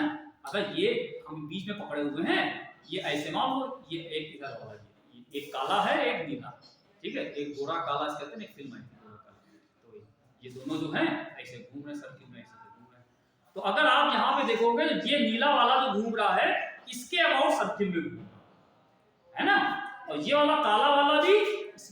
तो जब दो पार्टिकल ऐसे घूमते हैं कि उनके बीच की दूरी सेम बनी रहे, दूरी में ना चेंज हो, तो वो दोनों जो जिसके अबाउट घूमते हैं वो इन दोनों का सेंटर ऑफ मास होता है। ये जो पॉइंट होता है वो कहेगा इन दोनों का सेंटर ऑफ मास होगा उसके अबाउट दोनों। ठीक है, इसको एक अलग से थोड़ा सा एक प्रॉब्लम आती है, कहते हैं टू बॉडी प्रॉब्लम। यहाँ पे दो बॉडीज हैं वो मूव कर रहे हैं, ठीक है। तो जब दो बॉडी एक साथ मूव करें और उनके बीच की दूरी सेम बनी रहे तो वो दोनों ही सर्किल में तो घूमेंगे, लेकिन सर्किल का सेंटर कहां पे होगा? इन दोनों का जो सेंटर ऑफ मास होगा, ठीक है, दोनों का जो सेंटर ऑफ मास होगा उसके अबाउट ये दोनों घूम रहे हैं। ये दिमाग में बैठा लीजिए इस तरीके से, ठीक है। तो इसका सेंटर ऑफ मास जहां पे होगा उसके अबाउट, और ये जो घूम रहा होगा ये भी क्या होगा? ये भी एक ऐसे सर्किल में घूम रहा होगा। तो इन दोनों का सेंटर ऑफ मास यहां कहीं पे कुछ ऐसे आएगा, इसके अबाउट ये भी सर्किल में, ये भी सर्किल में ऐसे, ठीक है। तो आप इसको इस डायग्राम को अलग हम बना दें, यहाँ पे ये ऐसे होगा, ये इसका सेंटर ऑफ मास सी ले लें और ये ले लें, तो इसके अबाउट हम कहेंगे ये भी घूम रहा है और इसी के अबाउट ये भी घूम रहा है, ठीक है, क्लियर? क्यों भाई? ये वाला पार्टिकल जो m मास का था, ये जो सर्किल बना रहा होगा, ये सर्किल जो बन रहा होगा वो सर्किल कुछ ऐसे बनेगा, इस तरीके से, है ना।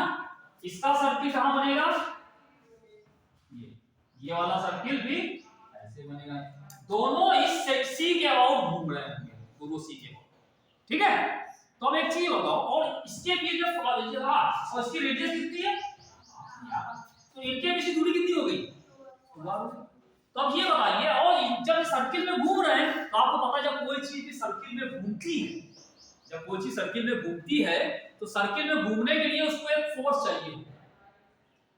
तो बता सकता है कौन सा फोर्स, उसका नाम क्या होता है? किसी चीज को सर्किल में घुमाना चाह रहे हैं तो उसके लिए हमें कौन सा फोर्स चाहिए होता है? हाँ, अरे बहुत सही जवाब, इसको लॉक किया, सेंटीमीटर फोर्स, ठीक है। किसी चीज को अगर सर्किल में घुमाना है तो उस पे लगने एक फोर्स चाहिए होता है, कौन सा? सेंटीमीटर। और सेंटीमीटर फोर्स कहीं अलग से नहीं आता है, उसमें जो भी उस पे फोर्स लग रहा होगा वही सेंटीमीटर का काम करता है। जैसे हमने देखा था कहीं फ्रिक्शन लिया था, फ्रिक्शन सेंटीमीटर काम कर रहा था, है ना। कि अगर आप कहीं टर्म रास्ते में अपनी गाड़ी घुमाना चाहें, कार को घुमाना चाहें, बाइक घुमाना चाहें, तो घुमाने के लिए सेंटीमीटर फोर्स चाहिए। तो सेंटीमीटर कौन देता है? वहां जो फ्रिक्शन होता है वो देता है। अगर फ्रिक्शन कम हो जाएगा तो आपकी गाड़ी स्लिप कर जाती है। इसमें बरसात पानी हुआ है गाड़ी से, अगर आप यहाँ पे कहीं घुमाना, कहीं तेज स्पीड चलने की कोशिश करो, आज स्कूटी पे धीरे जाना, ठीक है। तो अगर तेजी से अगर जाओगे उसमें तो क्या होगा? तो क्या होगा? फ्रिक्शन कम हो जाएगा। फ्रिक्शन कम हो जाएगा तो आपने कहीं स्पीड ज्यादा लगा दी, तो अब जब स्पीड ज्यादा होगी तो सेंटीमीटर कितना होगा? mv² होता है, ये ज्यादा हो गया तो आपको फोर्स है ये ज्यादा, और फ्रिक्शन हो गया इस समय कम, बारिश में कम हो जाता है तो आपको उतना मिल नहीं पाएगा, तो आपकी गाड़ी स्लिप कर जाती है। वही चीज यहाँ पे, किसी चीज को सर्किल में अगर घुमाना चाह रहे हैं तो सर्कुलर पाथ में घुमाने के लिए हमें एक सेंटीमीटर फोर्स चाहिए होता है, और वो कितना चाहिए होता है? mv² और इस सर्किल की रेडियस, ठीक। अब ये कहां से मिलेगा? कहां से मिलेगा? इनके बीच में जो ग्रेविटेशनल फोर्स लिखा है, under the action of mutual gravitational लिखा है, under the action of mutual gravitational force, इनके में जो ग्रेविटेशनल फोर्स लग रहा है वही सेंटीमीटर फोर्स दे रहा है। अंडर मतलब अंडर द एक्शन, इसको अंडर मतलब इसको कौन घुमा रहा है सर्किल में? इनके बीच में लगने वाला म्यूचुअल फोर्स। तो बताओ भाई, ये वाला पार्टिकल इस पे कितना फोर्स लगाएगा और ये कितना लगाएगा फोर्स? कितना लगाएगा?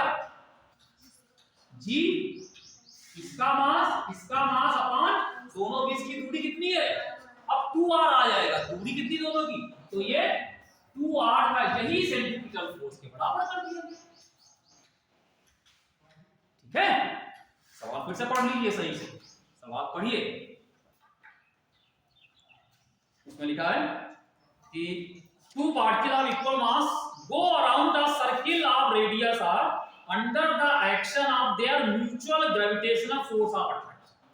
इनके बीच में जो ग्रेविटेशनल फोर्स ऑफ अट्रैक्शन लग रहा है उसी से ये सर्किल में घूम रहे हैं, यानी कि इनको घुमाने के लिए जो सेंटीमीटर फोर्स चाहिए होगा वो कौन देगा? ग्रेविटेशनल फोर्स देगा। अब वो कितना है? ये इसको इसके बराबर कर दिया, इससे भी निकालो। तो कह रहे हैं the speed v of the each particle, तो ईच पार्टिकल की स्पीड कितनी हो जाएगी? ये स्मॉल सा एक, दोनों का मास सेम है तो एक m कैंसिल हो गया, यहां से एक m कैंसिल हो जाएगा, ठीक है, एक m कैंसिल हो जाएगा। और यहां से फिर क्या, इसको ओपन करो, g m अपॉन 4r² और ये v²/r, एक r इससे कैंसिल हो गया, तो v² कितना आया, v² बराबर gm/4। ठीक, इसका अंडर रूट ले लो, कितना आएगा, 4 का अंडर रूट 2 और gm/r को ऐसे लिख लो, देखो भाई ये लिखा हुआ है, ये आ गया। ये वाला हो जाएगा, समझ में आया। अच्छा बताओ कितने लोगों को समझ में, ईमानदारी से कितने समझ में आया, कितने लोगों को समझ में आया, एक को नहीं आया, सही बताओ, मैंने सही बोल रहा।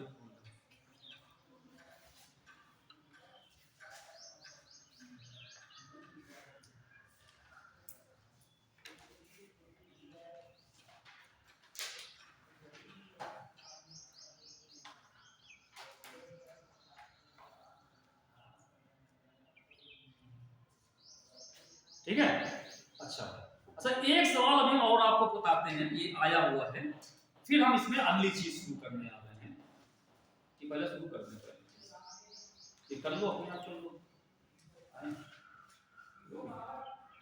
99 का है, 99 और 94 दो बार आया है सवाल ये। देखो एक सवाल है थोड़ा सा अलग हटके, अलग हटके में ये ग्रेविटेशनल फोर्स से थोड़ा अलग किया है।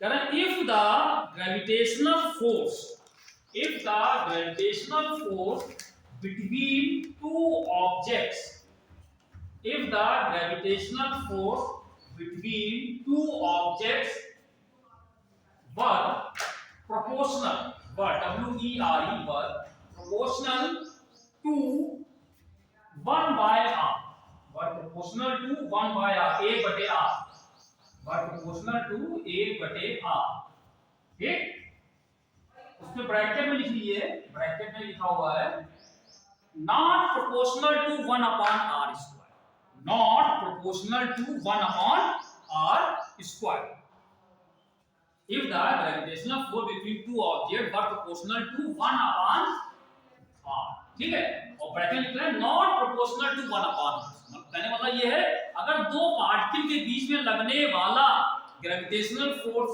अगर वो 1/r के प्रोपोर्शन, तो हम लोग क्या पढ़ा है, वो 1/r² होता है, इसको चेंज करो, ठीक है, मतलब ये बनाया गया सवाल है कि होता 1/r², हम लोग अगर 1/r² जगह पे इसको 1/r कर दे, ठीक है। आगे लिखा है where r is the separation between them, where r is the separation between them, ठीक है। आगे लिखिए कॉमा लगा लेना, कॉमा लगाइए, then a particle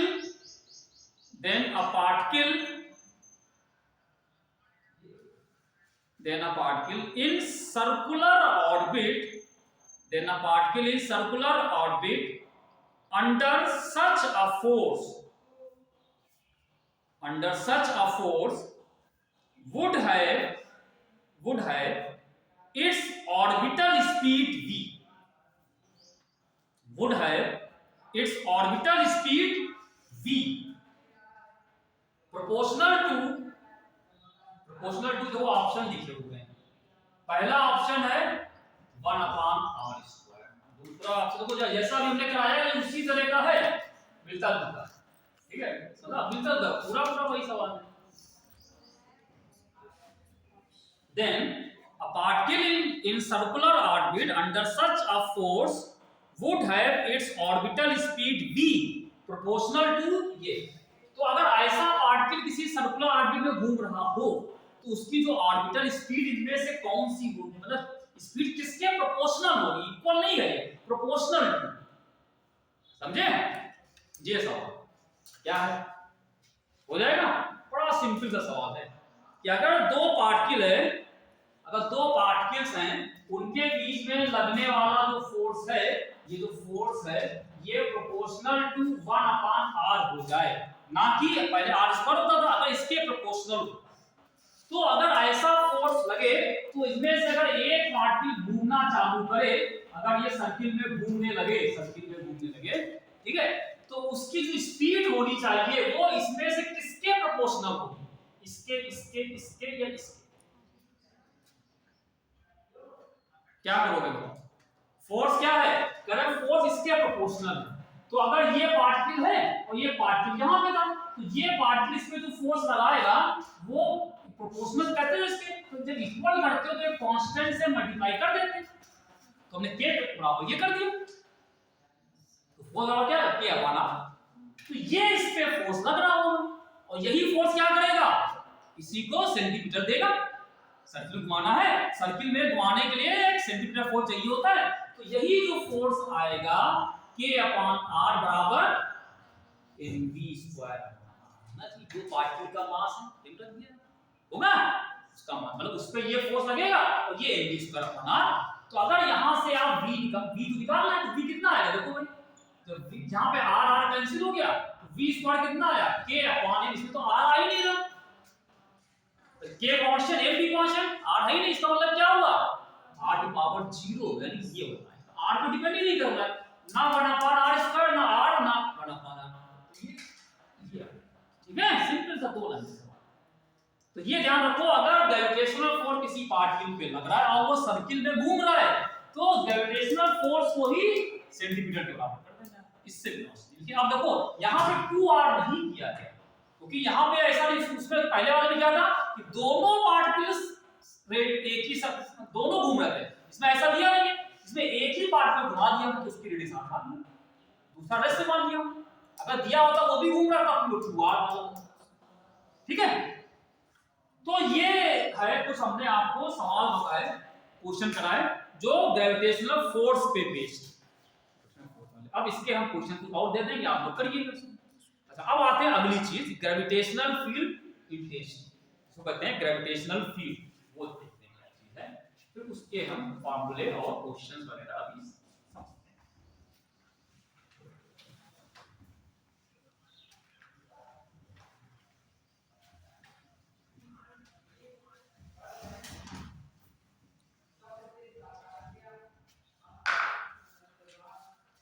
पहले हम लोग करते हैं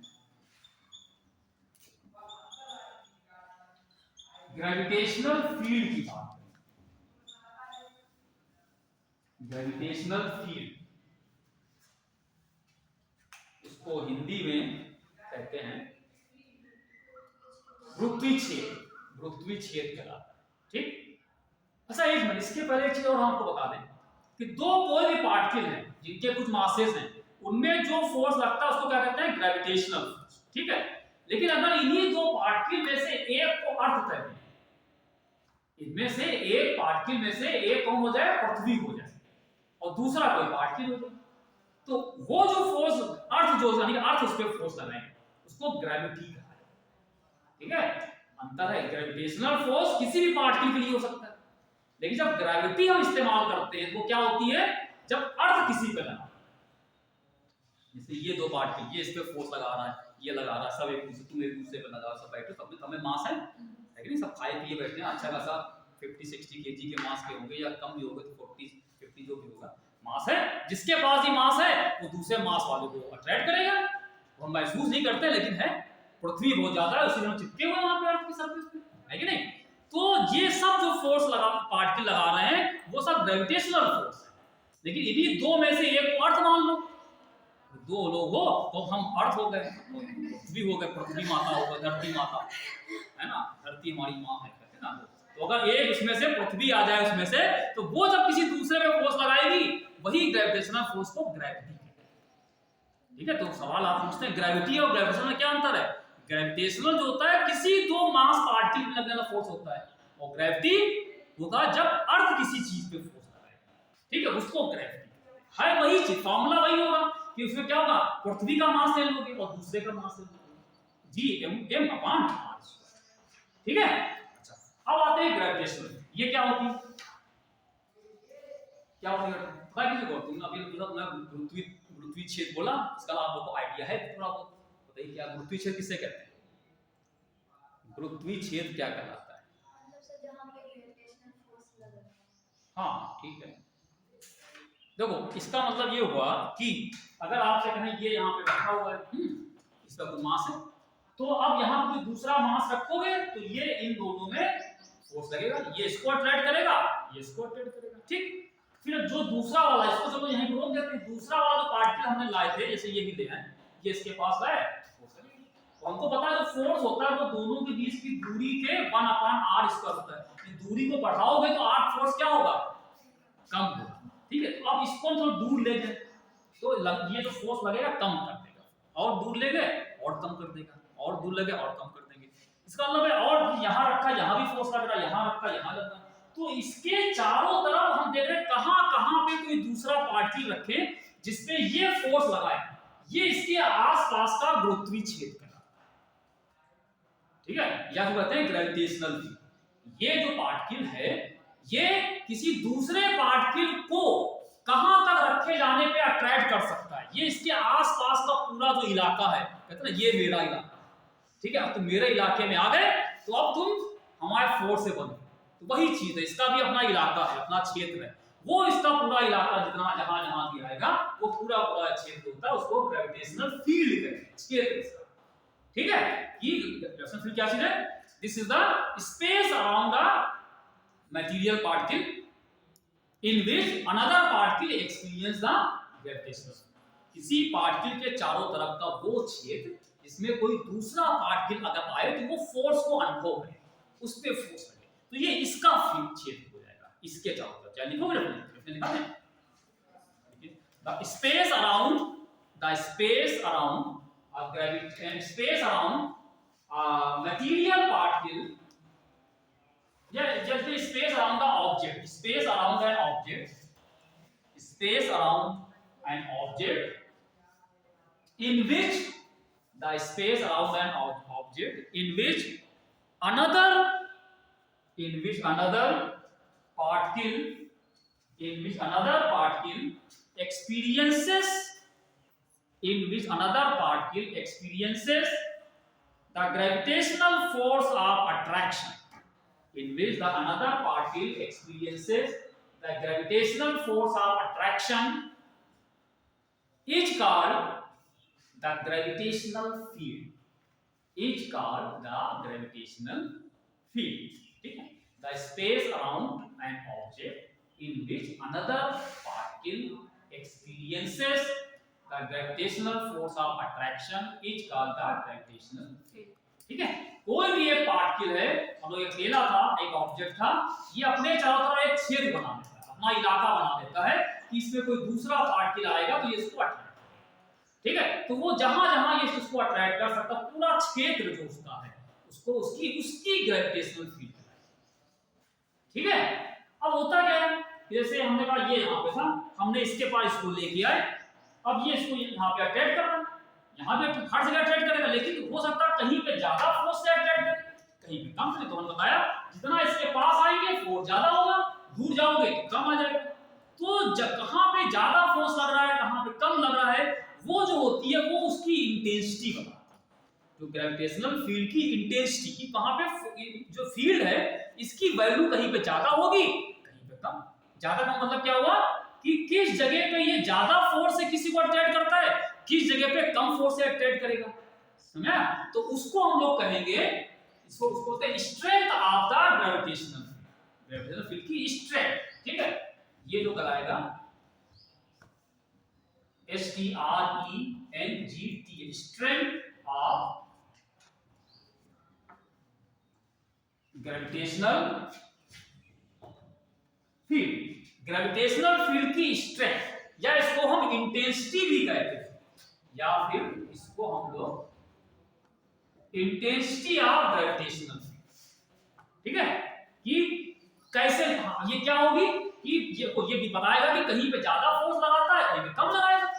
ठीक है, तो उसका एक तरीका ये है इंटेंसिटी निकालने के लिए, तरीका ये होता है, जैसे मान लो कि यहाँ पे हमने कहा आपसे ये m मास का पार्टिकल और इसने अपने आसपास का ये एक क्षेत्र डेवलप कर लिया कि अब यहाँ पे कोई दूसरा पार्टिकल लाओगे तो ये अट्रैक्ट करेंगे इसको। ठीक है, पास ले आओ, जितना पास लाओगे ज्यादा फोर्स लगाएगा, दूर ले जाएंगे कम फोर्स लगाएगा। ठीक है, तो अब अगर आपसे कहें यहाँ इसके आसपास हमने एक दूसरा पार्टिकल m यहाँ पे लाते हैं, एक पार्टिकल m यहाँ पे, ठीक है, अब जब m यहाँ पे लाओगे और इस m की इस कैपिटल M से दूरी हमने r मान ली।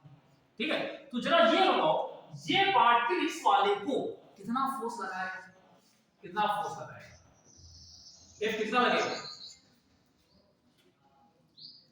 कैपिटल M छोटे वाले छोटू M जो है छोटू उस पर कितना फोर्स लगाएगा हैं? देखो इसका डब्बा साफ हो गया, इतनी जल्दी साफ हो गया।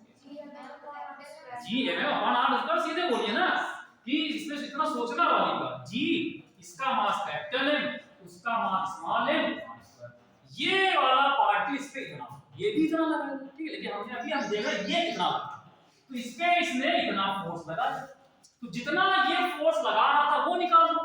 फिर इसको क्या करोगे, इस फोर्स को जिस पार्टिकल में फोर्स लग रहा है, किसका लग रहा है, स्मॉल छोटे वाला था, तो छोटे वाले को इस फोर्स को उस अपने मास से डिवाइड कर दो।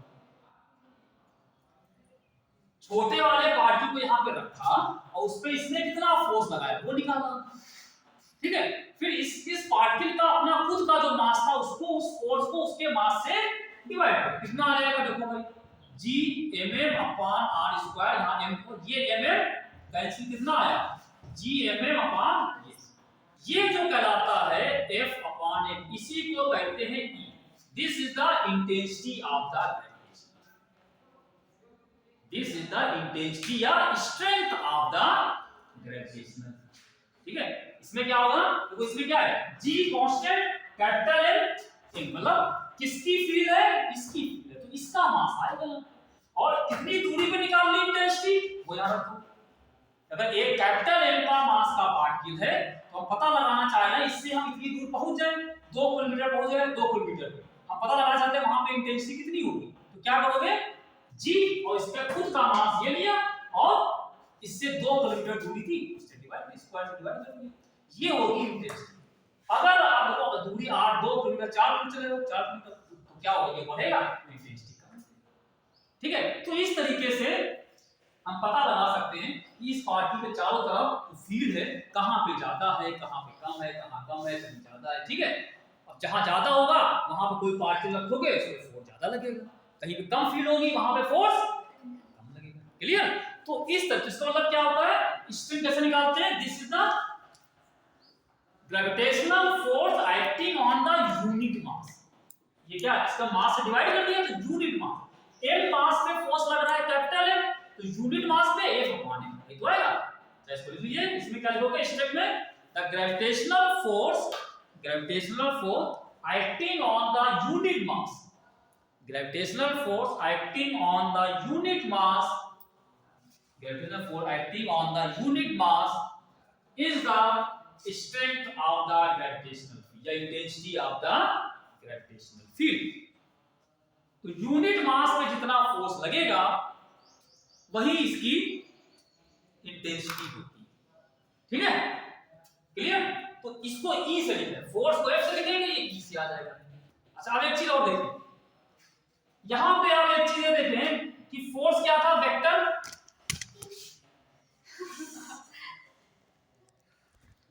फोर्स यहां पे क्या है, वेक्टर है, M क्या है, स्केलर। तो हमको पता है कि वेक्टर को किसी स्केलर से अगर डिवाइड करेंगे, वेक्टर को अगर हम स्केलर से डिवाइड करते हैं तो क्या मिलता है, किसी वेक्टर को अगर हम स्केलर से डिवाइड कर दें तो क्या मिलेगा, अरे उसको मत देखो पूछे वो जवाब दो, यही तो है, मन नहीं लग रहा है जहां वो नई चीज बड़ा ध्यान चला गया, देखो अभी समझा भी समझ नहीं आ रहा।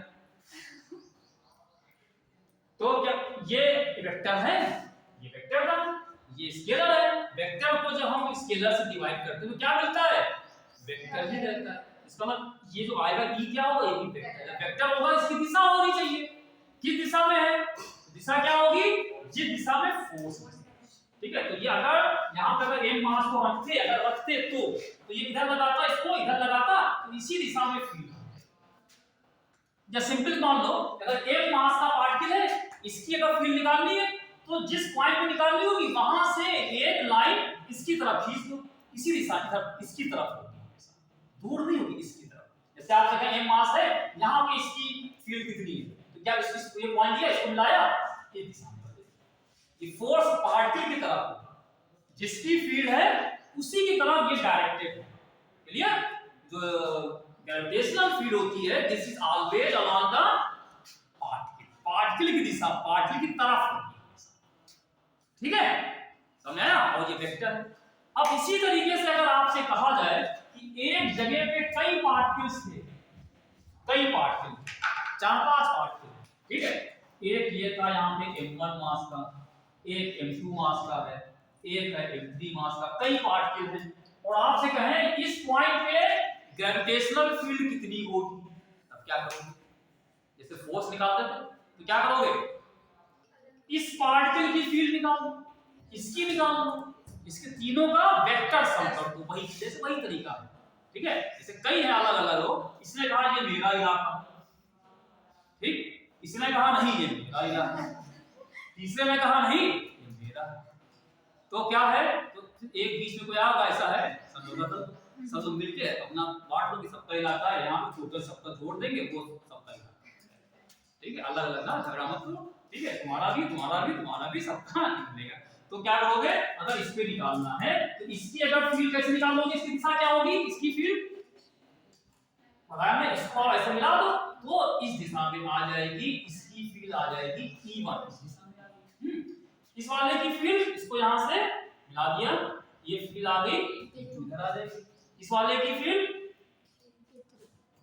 E3 आ गया तीनों, तो रिजल्टेंट जो फील्ड यहाँ पे टोटल जो फील्ड मिलेगी वो क्या हो जाएगी, टोटल फील्ड बराबर E1 E2 तीनों का वेक्टर, जैसे फोर्स निकालते हैं, ये भी यहाँ पे प्रिंसिपल ऑफ सुपरपोजिशन वही था, ये भी है प्रिंसिपल ऑफ सुपरपोजिशन, इसको भी कहेंगे, इसको भी हम लोग क्या कहेंगे, principle of superposition of the gravitational field, वो था principle of superposition for the gravitational force, ये फील्ड है। तो अगर किसी एक पार्टिकल पे टोटल फील्ड निकालनी है तो कौन कौन पार्टिकल वो फील्ड बना रहे हैं, कौन कौन से उस क्षेत्र में बाहुबली लोग हैं, ठीक है, उनको ले लो m1 m2 m3, ठीक है, सबकी फील्ड को वेक्टर सम करके निकालते हैं, वेक्टर्स, ठीक है। तो इसके लिए भी वही नियम होंगे जो अभी हम लोगों ने फोर्स पे निकाला था। अच्छा, अब एक चीज और ध्यान दे दीजिए, ये फील्ड हो गया। अगर हमको किसी एक पॉइंट पे हम कहें कि यहाँ पे हमको पता है ग्रेविटेशनल फील्ड कितनी है, E कितनी है, E है, और यहाँ पे एक पार्टिकल अगर m रखा जाए तो उस पे कितना फोर्स लगेगा,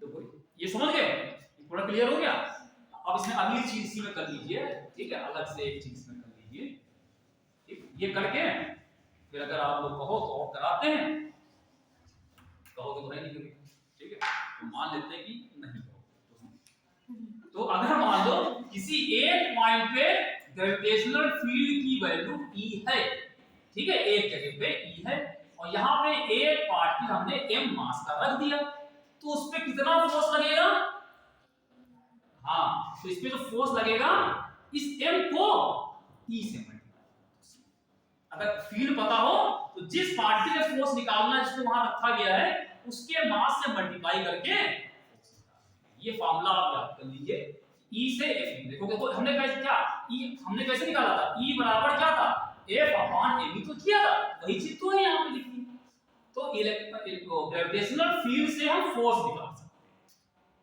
ठीक है, इसको चाहे ऊपर लिख सकते हैं कि फोर्स यहाँ पे लिख डाल सकते हैं,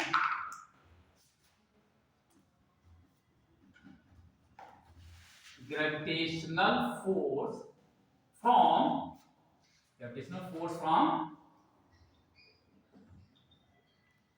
gravitational फील्ड, ठीक किया, ठीक है। अच्छा, इसी तरह बताओ अगर आपसे कहें कहीं पे यूनिफॉर्म मास का डिस्ट्रीब्यूशन है, बराबर उससे मास डिस्ट्रीब्यूटेड है, और उसके सेंटर पे कितनी फील्ड होगी,